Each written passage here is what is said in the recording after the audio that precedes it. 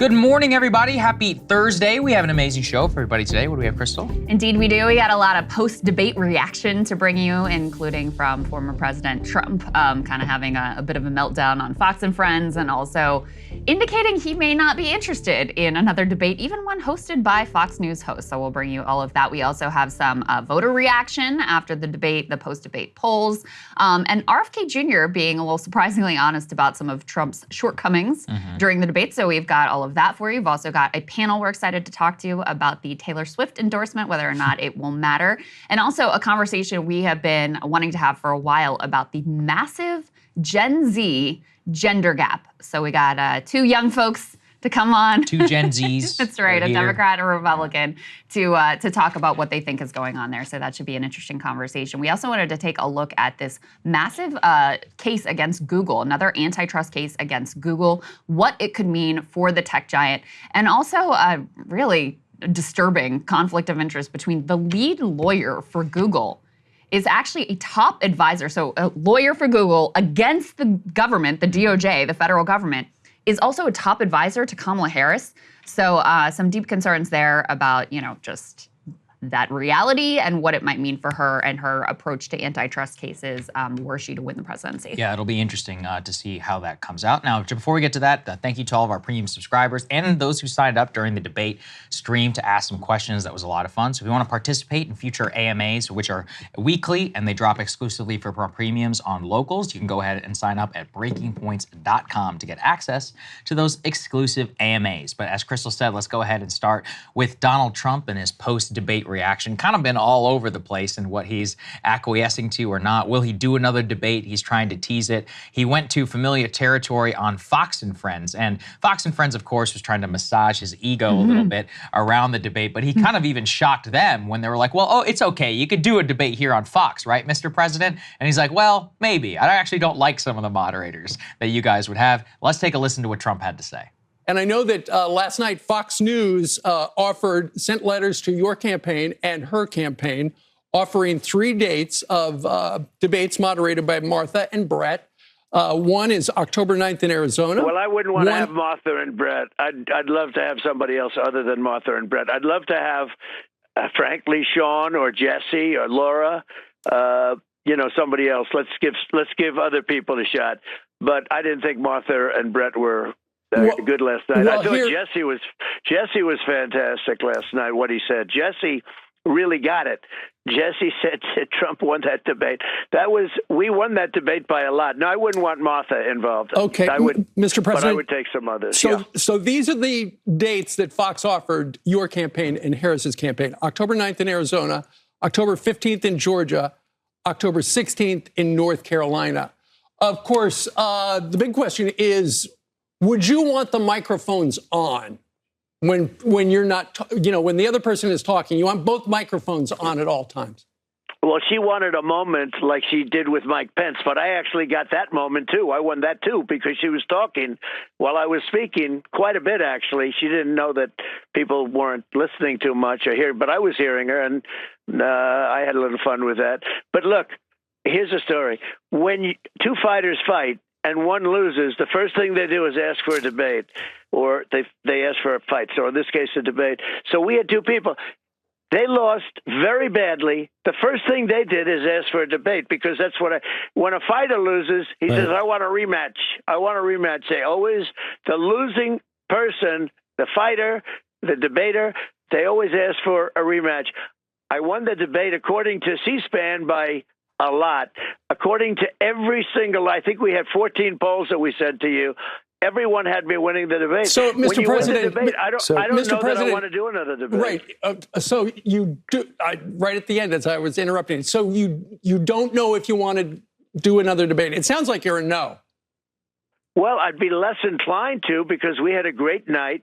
We won the debate. We had a terrible network. I think they were terrible. They should be embarrassed. I mean, they kept correcting me, and what I said was largely right, or I hope it was right. But what they said was absolutely wrong. The other, what she said, and they refused to correct. I even complained a couple of times. Why aren't you correcting them? Mm-hmm. Look, they should have corrected 6 or 7 times. She told an outright lie. Another one is Project 2025. They know it has nothing to do with me. She mentioned it all night long, and they refused to correct it. And everybody know I have nothing to do with Project 2025. Okay. I will just they one know thing. that but I am not inclined to do it because I won the debate by a lot. But I think we let it settle in and let's see what happens. All right, so that was completely unedited, just so you guys all get the entire context of that. Trump is, look, I mean, he's flailing a little bit here. He's like, he doesn't know if he wants to do the Fox debate. He's asking for these moderators who he doesn't even like, Brett Baier and Martha McCallum. By the way, Brett and Martha were on the post-election analysis. Yeah. That's what he's upset about. Yes. And they were like, hey, I don't think that Trump, did all that well. Or I don't even know if they gave opinion analysis. From what I saw, they were accurately pointing out that he was taking the bait, or they were covering snap polling that showed that people who watched the debate generally did not think he did all that well. So including he wants, Fox News' undecided voter panel, which overwhelmingly Fox said News Kamala Harris won. undecided voter panel, and Brit Hume. I mean, these people are not like, they're not like liberals, right? So anyway, he was reacting to that. Go ahead. Also, just a small point. Like, how humiliating and embarrassing for you not to stand up for your colleagues I was in that thinking moment. about that too. Like, I mean, that's kind of outrageous. Like, there he is smearing Martha McCallum and Brett Baier, which whatever you think about him. Like, these are your colleagues that you work with, and you're just like, sit there and take, I don't know. It's just,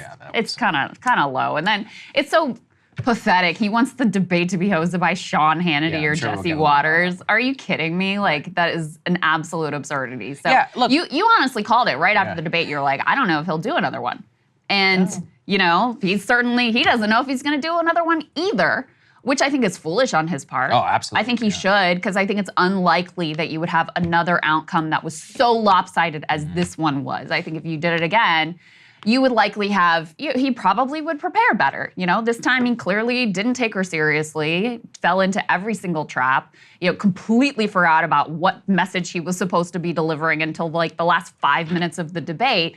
That's unlikely to repeat itself, but I think he just can't handle the risk of being humiliated again. I would flip it on to Kamala too. I mean, what is the likelihood that she were to rise to the occasion again? It's not actually that high. We've seen her do multiple repeat performances. It usually doesn't go all that well. So if you this was her best. This was the best. And you're likely to have a reversion to the mean for her and a reversion to the mean for him, which would be an improved performance. Bingo. Yeah, that's what I would demand a couple of more debates just to keep her off of her toes. Maybe the moderators won't be so favorable this time. Who knows? You could try you can inject all kinds of chaos into it. You want to increase that likelihood. But clearly he's feeling on the ropes. He continues to tease whether he's going to do it or not. Here he was yesterday answering a question about the debate. Let's take a listen. And no, we're looking at it, but when you win, you don't really necessarily have to do it a second time. So we'll see. But I thought we had a great debate last night. Thank you very much. What would need to change for you to agree to a second debate? Would you want different rules? Would you want a different format?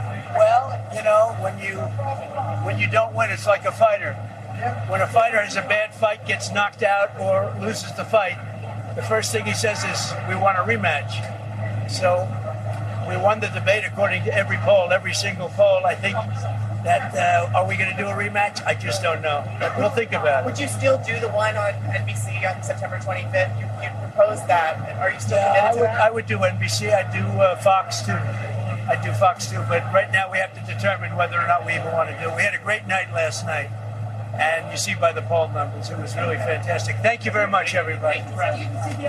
All right, so there you go. We're sticking with the fighter analogy. Let's put this up there on the screen. I love how he's like, I do NBC, but I don't know if I'm going to do But I'm NBC. undecided. That might be one of the most classic Trumpisms of all time. Let's put this up there just so everybody understands. The first numbers for the debate are absolutely massive. Revised now currently up to some 57.75 million viewers. As of this morning, it's actually past 60 million according to Nielsen.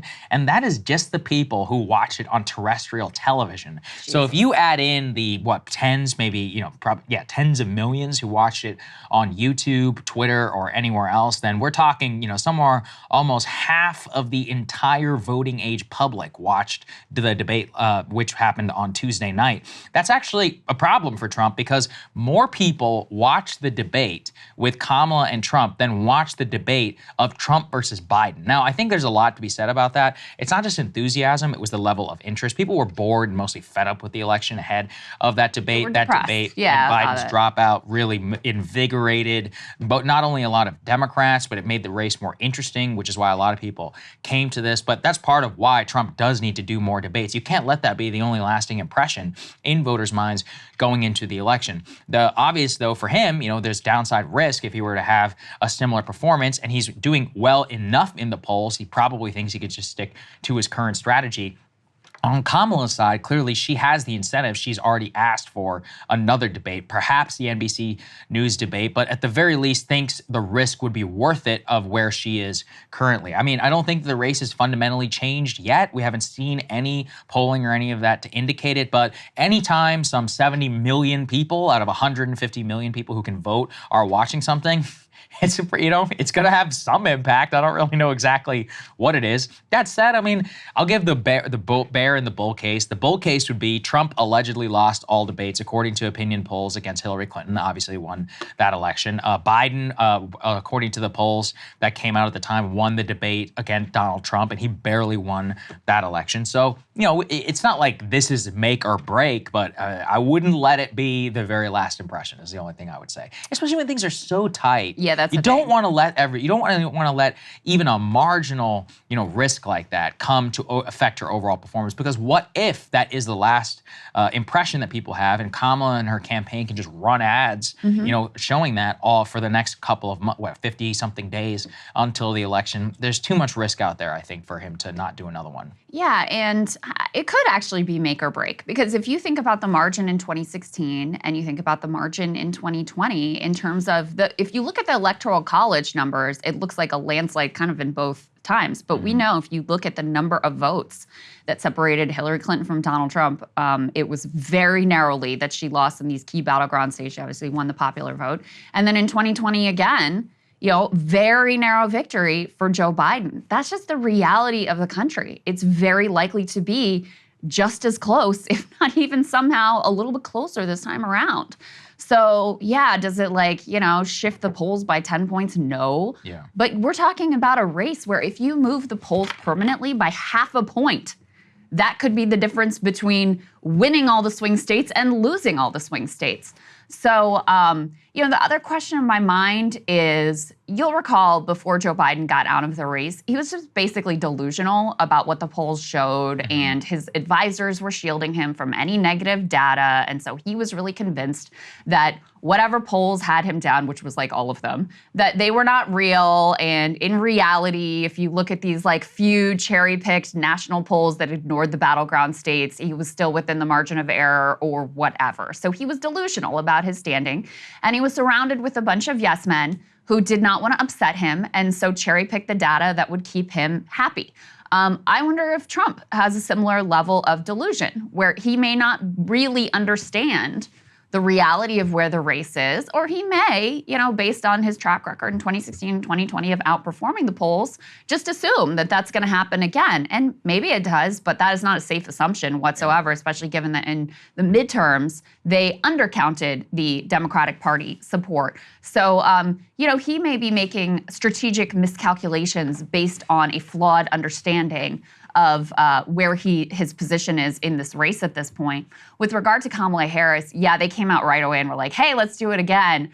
But, you could see them putting forward some debate criteria that they kind of know is like a poison pill for Trump. Like that maybe he should accept, an NBC News debate with whatever moderators are picked for that network to perform, but that they feel pretty confident he's not going to pick, so that they can have the illusion of strength of look, we wanted to do it and he's the one that backed down, but without really having a full intention to do it again. Because listen, from her perspective, frankly, I think the strategic calculus is it's probably better just to let this one ride and not take the risk of a bad debate moment closer to election day. So I think there's a lot of gameplay playing going on here. Of course, I could see it both ways. I will say, in fairness, Trump has always been surrounded by sycophants who tell him whatever he wants to hear. So Correct. it's not like it's actually all that different than how things usually go. You mean Laura Loomer is not telling him the straight truth, Saagar? I mean, that's shocking. Maybe she is. Yeah, certainly something to see her on that campaign plane. Well, CNN's Harry Enton, who usually does a pretty good job. We've relied on him in the past for some good analysis. He generally will tell it straight, I think, in terms of how tied things are, Trump's favorability, and more. So he had an interesting analysis here in terms of who allegedly won past debates and the margins. Let's take a listen.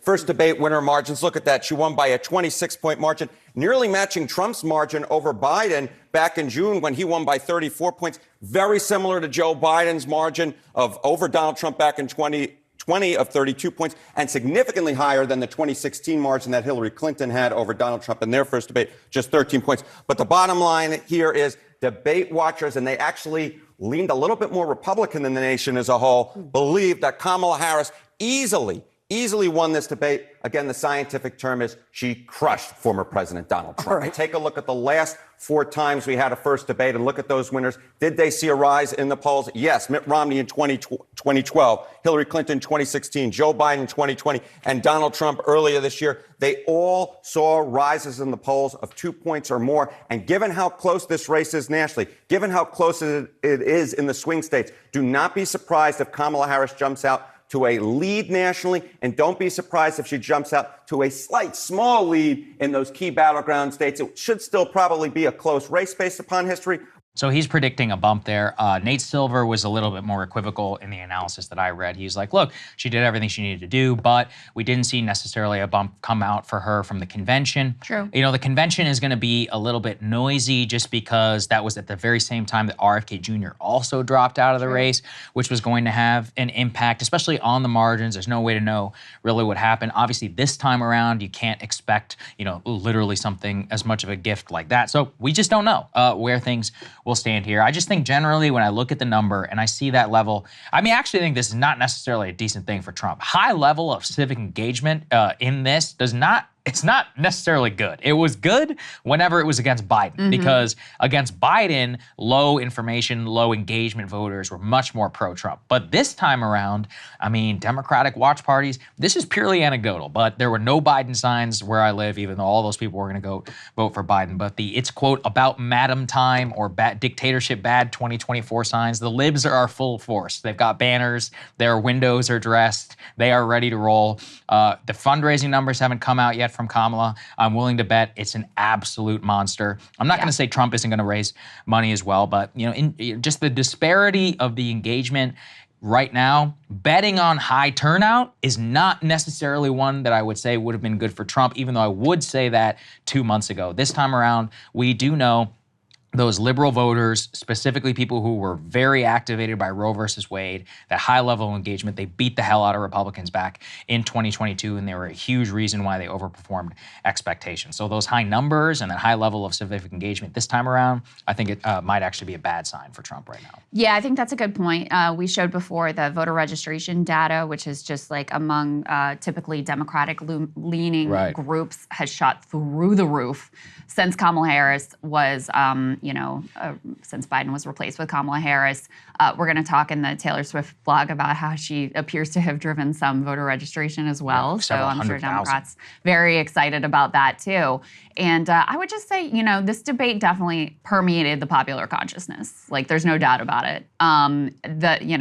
Judging by the conversations that were happening at my kids' soccer practices among people who are not particularly political, who have never actually heard anything political come out of them before, and they're wanting to talk about, like, what about that dogs and cats situation? So, and that was probably the moment that stuck the most in people's minds, just because it was so absurd and outlandish and really captured, the way that Trump was totally off the rails, and also the way that Kamala was able to throw him so severely off his game for, after the first maybe 15, 20 minutes of the debate where she just really took control. So, between the massively high ratings and the fact that in the, the aftermath, all these clips are circulating, they're on TikTok, they're on Twitter, they're everywhere, people are chattering about it. I think it was a significant event. And I think it could have a significant and lasting impact. And when I say significant, I mean like 1 point. I think she'll probably get a couple points. Like I said before, I think she'll probably return to, where she was up nationally pretty clearly by a few points, where she had a little bit more of a lead in the battleground states. I think we'll probably return to that, which is still basically a coin flip election. But, again, just those little bit of shifts, if she's able to maintain, really matter. Now, the one word of caution that I'll sound for Kamala Harris is she really, we talked about this, her strategy was very much, let me get under his skin, let me remind people of who Donald Trump is and some of his worst qualities that people were sick and tired of, and that's why they tossed him out in 2020. She had another job that the voters wanted to see her do, which was to really fill in the blanks about who she is, how she would govern, what her priorities are, what is the day one agenda. That part she really still left very empty. It was not a major focus of, she talked some about policies, but the major focus was more about, let me get under Trump's skin. And so that New York Times Siena poll that showed, a lot of voters want to know more about her, I don't know that she fully answered those questions. And so while she certainly burnished her credibility in terms of being presidential, being able to go toe-to-toe with him, sort of like filling the shoes and people being able to envision her in the role, I don't think she still has answered those questions about, well, who are you really and who are you really going to govern as? And, so she still has work to do to define herself. That means that there's still an opening for Trump to be able to define her in the way that he wants to, but completely failed to do at this debate. And obviously, time is relatively short at this point. That's a very important point. There was a New York Times story where they were like, some undecided voters weren't necessarily sure, and they picked up exactly on what you said. They were like, hey, look, yeah, you definitely did better against Trump, but what are you actually going to do? I still don't know that much about you. She's got a pretty major campaign schedule going into the weekend. Apparently, now that we have after 9/11, Trump is also hitting it. He's going to be in Tucson. Harris will hold a rally in Charlotte, North Carolina. I think we're learning a lot about that. Hours later, she'll fly to Greensboro, second rally in the state. So 2 rallies in the state of North Carolina. That's interesting, isn't it? It is fascinating just to see that. I never would have thought that North Carolina could be a tipping point. But, not would have necessarily thought that Arizona would be a Democratic state that could go blue in 2020. Like I've said, the migration data makes a very good case for North Carolina and for the exact type of residents that Kamala could activate that have all moved, probably more than 100,000 people or so. On top of, you got unfavorable dynamics at the state level, you got a Democratic governor. So I could see that, that being the case, and clearly what they think is their path to 270 is very different than Biden. But the risk is still exactly what you said, especially too in the state of Pennsylvania. I mean, the fact is that things are just so tight and so locked there for 50-50 that I'm very curious where that undecided voter profile of who wants to learn more, whether that was enough for them to eventually come out. Because as long as they still see her tied to Biden, that's the biggest problem that she's going to have. Biggest problem. It's perplexing to me because the policies she initially laid out in particular are really popular and they're kind of a no-brainer. The price gouging stuff, super popular, and obviously gets at this question of prices that people continue to be very concerned about. The housing assistance, really popular. Getting prescription drug prices down, really popular. Child tax credit, paid family leave. Like, there's a very popular agenda there that she rolled out with some fanfare and seems to have been kind of scared off of. I mean, they really have retreated into this much more like Biden feeling, let me cater to the center and not really say anything, not really promise anything direction, which is, classic Democrat and is part of why, they come so close to losing elections or do lose elections. So I don't know why she's gotten shy about talking about that and making it really like, here's my top 3 priorities, ... It wouldn't be a hard thing to do. It wouldn't have been a hard thing to put that into the debate in the mix with her baiting of Donald Trump.